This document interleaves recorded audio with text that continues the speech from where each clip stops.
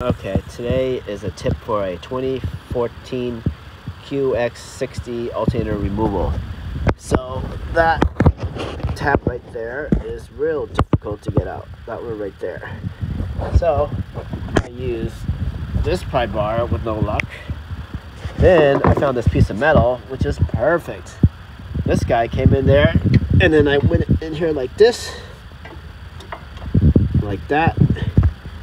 And then I push the very tip of it in, like that, in, and that, I hear a little click, and then I got this thing out. Then I put my hand,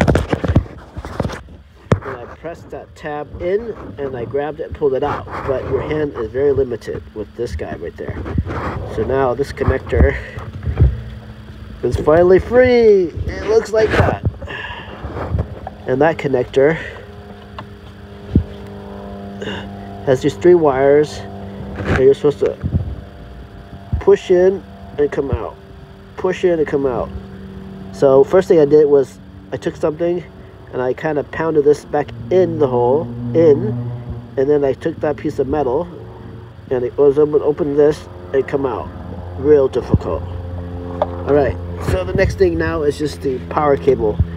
Note that the alternator is loose already down there, and so I'm doing it with this thing already in position where I like it. So just to show you, the alternator is out.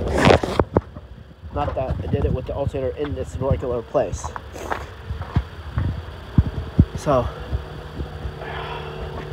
alternator is here, compressor is here. Compressor has been unbolted and down. This thing was a lot of work getting it out. Hopefully that will fit through here.